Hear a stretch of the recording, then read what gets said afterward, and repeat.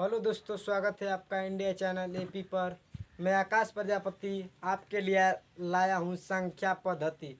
इसमें मैं बताऊंगा सम संख्या, विषम संख्या, पूर्णांक संख्या और परमेय संख्या, अपरमेय संख्या, भाज्य संख्या, अभाज्य संख्या। वीडियो काफ़ी लंबा होगा, इसलिए आप भागिएगा मत। इसी पर थोड़ा इसको पूरा देख लीजिएगा, आपको पूरा एक्यूरेट समझ में आ जाएगा। या मेरा आपसे चैलेंज है। तो चलिए दोस्तों, स्टार्ट करते हैं वीडियो। अगर वीडियो अच्छा लगे तो वीडियो को पूरा देखकर लास्ट में लाइक जरूर कीजिएगा दोस्तों। तो चलिए दोस्तों, स्टार्ट करते हैं संख्या पद्धति। संख्या पद्धति में होता है दोस्तों इसमें सबसे पहले हम पढ़ते हैं सम संख्या। पहले छोड़ देते हैं सम संख्या को, पहले पढ़ते हैं हम प्राकृतिक संख्या। प्राकृतिक संख्या, प्राकृत संख्या, प्राकृत संख्या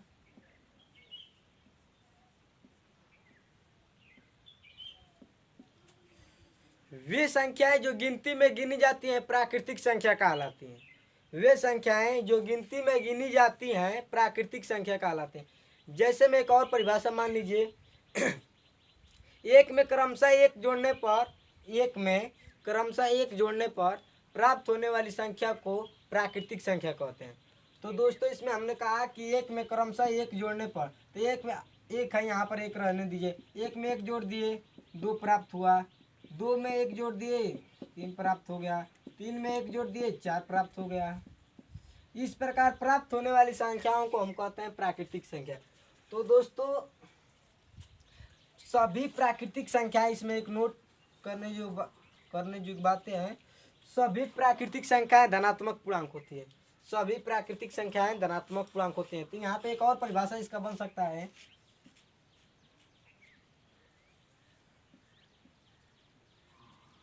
सभी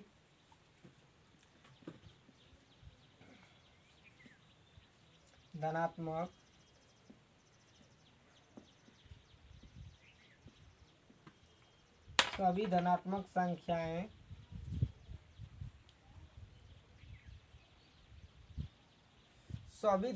संख्याएं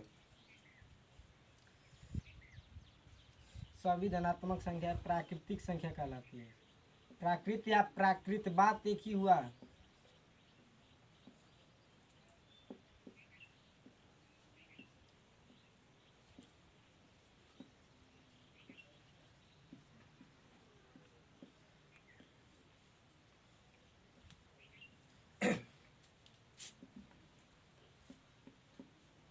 थोड़ा मार्कर लग रहा है, भीग गया है, इसलिए यहाँ पे स्पष्ट नहीं चल रहा है दोस्तों।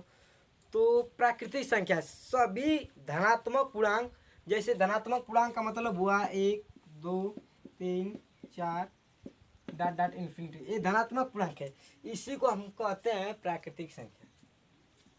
तो और हम समझते हैं प्राकृतिक संख्या, एक और इसकी परिभाषा दी जाएगी, एक में क्रमशः एक जोड़ने पर प्राप्त होने वाली संख्या को प्राकृतिक संख्या कहता है। जैसे में यहाँ पे लिख देते हैं, जैसे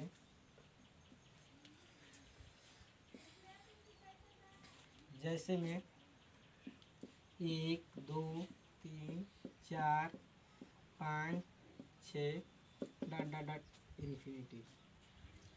इन्फिनिटी का अर्थ होता है अनंत, या अनंत यहाँ पर कर सकते हैं, लिख भी सकते हैं इसको गणित में प्रतीक से भी, या इसका अनंत का प्रतीक है, यहाँ पर लिख भी सकते हैं, कोई दिक्कत नहीं।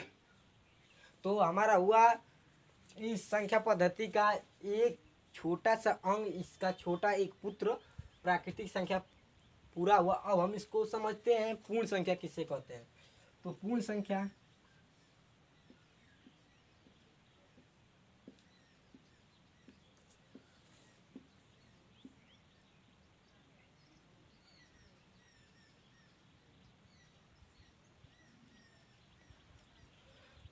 थोड़ा समझिए। सभी धनात्मक पूर्णांक से पहले जीरो को रख लिया जाए या सम्मिलित कर लिया जाए, उससे हम कहते हैं पूर्ण संख्या। थोड़ा बोलते बोलते गौर बैठ गया है। आपको कहाँ मालूम होगा कि हम कैसे वीडियो बनाते हैं। इतने बार इसमें कहता है कि फाइल भर गई है, साफ करे, करते करते हम लोग साफ हो गए। तो पूर्ण संख्या, तो पूर्ण संख्या सभी प्राकृतिक संख्या, दोस्तों आपको मालूम होगा कि यहाँ पर नोट में आप याद कर लीजिएगा, सभी प्राकृतिक संख्याएं धनात्मक पूर्णांक होती है। तो हम यहाँ पर कह सकते हैं कि धनात्मक पूर्णांक से पहले जीरो सम्मिलित कर लिया जाए, उसको हम कहते हैं पूर्ण संख्या।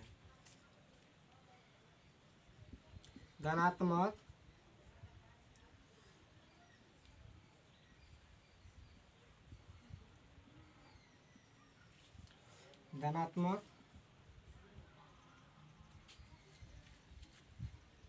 पूर्ण संख्या, धनात्मक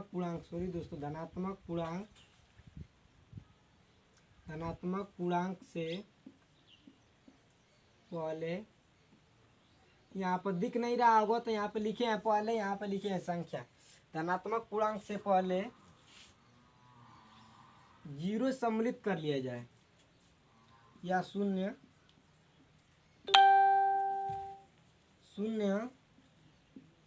सम्मिलित कर लिया जाए,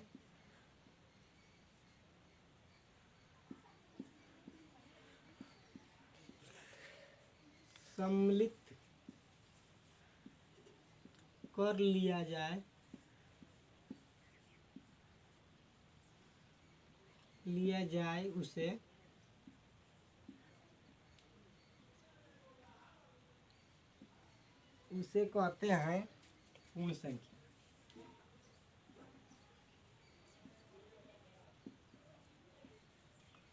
थोड़ा बड़ा बड़ा लिख रहे हैं क्योंकि वीडियो में स्पष्ट दिखे। तो वीडियो में स्पष्ट दिखने आप कहेंगे कि बोर्ड बहुत तेज, बोर्ड छोटा नहीं है, हम बड़ा बड़ा लिख रहे हैं और थोड़ा दूरी पर वीडियो है, मोबाइल है, तो यहाँ पर बड़ा बड़ा लिख रहे हैं तो जल्दी व्हाइट बोर्ड भर जा रहा है। तो पूर्ण संख्या कहते हैं।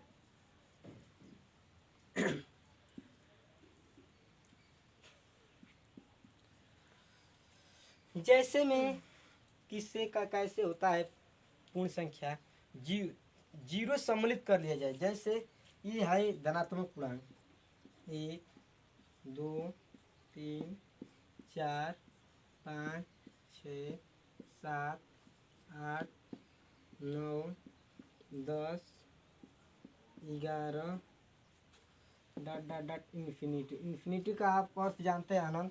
इससे यह धनात्मक पूर्णांक है। यहाँ पर आप धन नहीं देख रहे हैं लेकिन इसमें धन छिपा हुआ है, इसके अंदर धन है, ये सभी के अंदर धन है। नेगेटिव का मतलब होता है वहाँ पर नकारात्मक दिया रहता है। तो इससे पहले शून्य को सम्मिलित कर लिया जाए, जीरो को सम्मिलित कर लिया जाए तो वह पूर्ण संख्या कहलाती है। अब यह संख्या पद्धति का दूसरा छोटा अंक पूरा हुआ।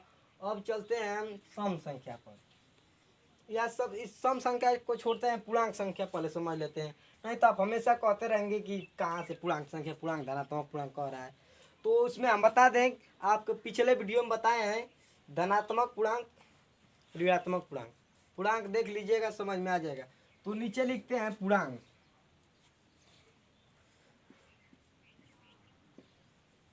यहाँ तक चल जाएगा तो बहुत अच्छा है, यहाँ तक चल जाएगा, आपको विश्वास है?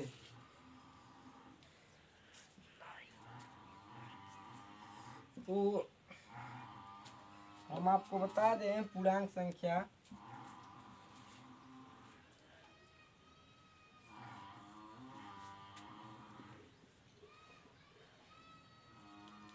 यह दिख रहा है दोस्तों। तो पूर्णांक संख्या किसे कहते हैं देख लीजिए, यहाँ पे भीग गया था तो यहाँ पे थोड़ा अच्छा नहीं दिख रहा होगा। पूर्णांक संख्या किसे कहते हैं? तो पूर्णांक संख्या थोड़ा समझिए इसके बेस को। पूर्णांक संख्या किसे कहते हैं? वे संख्या है जो धनात्मक और ऋणात्मक दोनों को सम्मिलित कर ले जाए, उसी को हम कहते हैं पूर्णांक संख्या। जैसे में आपने पढ़ा होगा ग्राफ वाले में कि ऐसे रहता है, यहाँ पर एक्स रहता है, यहाँ पर एक्स डैश रहता है। इसको छोड़िए, ये बात की है, जब इसको पढ़ेंगे ग्राफ तो उसमें बताया जाएगा। यह भीगा हुआ है इसलिए थोड़ा इसको झुकने के लिए इधर रख दे। तो यहाँ पर ये मुख्य अक्ष होता है, इधर धनात्मक होता है, इधर ऋणात्मक। तो 1 2 3 4 5, 1 2 3 4 5। तो यहाँ से 1 2 3 4 5, -1 -2 -3 -4 -5। यहाँ तक दिख रहा होगा दोस्तों, तो ठीक है। तो इस यहाँ पर यह जो मुख्य अक्ष है इसका, मूल मूल बिंदु कहते हैं इसको। मूल बिंदु को हम जीरो से यहाँ पर करते हैं, तो यह इसी को धनात्मक पूर्णांक ऋणात्मक पूर्णांक, इसे ऋणात्मक पूर्णांक कहेंगे। ऋणात्मक धनात्मक किसे कहेंगे, धन पूर्णांक किसे ऋण पूर्णांक। तो यह ऋण पूर्णांक या धन दोनों को सम्मिलित कर लेने पर यह जीरो बीच में आ रहा है, तो इसी को हम कहेंगे दोस्तों पूर्णांक।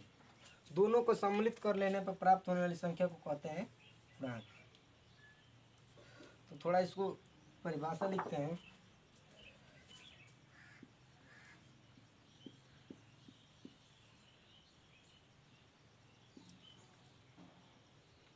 धनात्मक पूर्णांक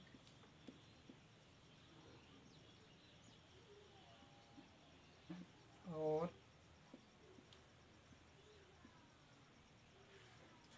ये धनात्मक पूर्णांक और ऋणात्मक पूर्णांक,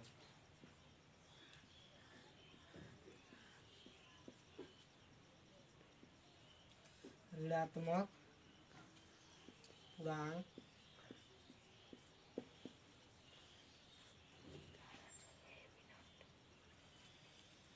धनात्मक पूर्णांक और ऋणात्मक पूर्णांक को सम्मिलित कर लेने पर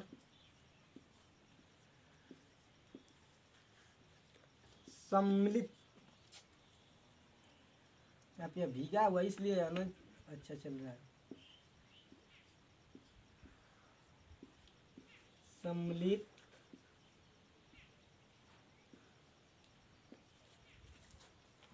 कर लेने पर धनात्मक पूर्णांक और ऋणात्मक पूर्णांक को सम्मिलित कर लेने पर प्राप्त होने वाली संख्या को हम कहते हैं धनात्मक पूर्णांक कहते हैं। हम कह रहे थे धनात्मक पूर्णांक, तो धनात्मक पूर्णांक और ऋणात्मक पूर्णांक दोनों को सम्मिलित अगर कर लिया जाए तो प्राप्त होने वाली संख्या को कहते हैं पूर्णांक। तो यहाँ पर आपको नहीं इसके नीचे दिखेगा, इससे इसलिए आप अगर इसका चाहते हैं, आप इसको उतारना नोट बनाना चाहते हैं तो आप इसका स्क्रीनशॉट ले सकते हैं। और यहाँ पर इसको हम पूरा करते हैं, इसको हम मिटा दें दोस्तों। अगर स्क्रीनशॉट लेना चाहते हैं तो ले सकते हैं। तो लेने की क्या बात है, अगर आप समझ गए हैं तो स्क्रीनशॉट की जरूरत नहीं है दोस्तों। वीडियो लास्ट तक जरूर देखिएगा दोस्तों।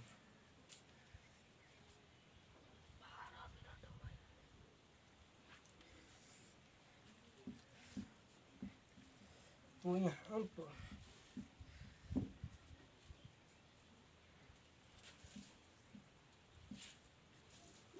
हम पूर्णांक पढ़ रहे थे। पूर्णांक किसे कहते हैं, तो पूर्णांक धनात्मक पूर्णांक और ऋणात्मक पूर्णांक को सम्मिलित कर लेने पर प्राप्त होने वाली संख्या, प्राप्त होने वाली संख्या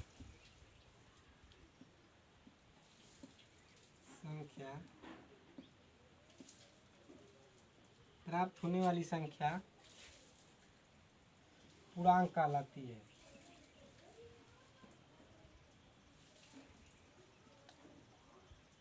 पूर्णांक कहलाते हैं या कहते हैं, बात ही क्यों हुआ, कहते।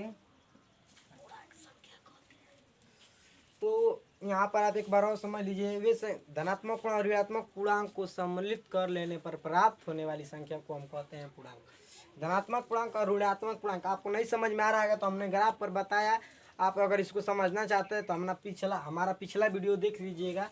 जैसे नहीं इसको हम समझते हैं, जैसे डाट यहीं से इन्फिनिटी कर लेते हैं, 3 -3 -2 -1 0 1 + 1 + 2। यहाँ पर लिखे या ना लिखे बात एक ही है, लिख भी सकते हैं नहीं भी लिख सकते हैं। 2 + 3 + डॉट इन्फिनिटी। इसका मतलब कि ये ऋणात्मक पूर्णांक, यह धनात्मक पूर्णांक है। यह क्या है, यह ऋणात्मक पूर्णांक है, यह ऋणात्मक पूर्णांक है, यह धनात्मक पूर्णांक है। यहाँ से सिर्फ इतना धनात्मक पूर्णांक है, यहाँ से सिर्फ इतना ऋणात्मक पूर्णांक है। और एक और बात यहाँ पे नोट कर लीजिएगा, जीरो ना ही धनात्मक पूर्णांक है ना ही ऋणात्मक पूर्णांक है। जीरो को आप क्या ऋणात्मक कह सकते हैं, धनात्मक कह सकते हैं? नहीं, ना ही जीरो एक धनात्मक पूर्णांक है ना ही ऋणात्मक पूर्णांक है। तो यह धनात्मक पूर्णांक है,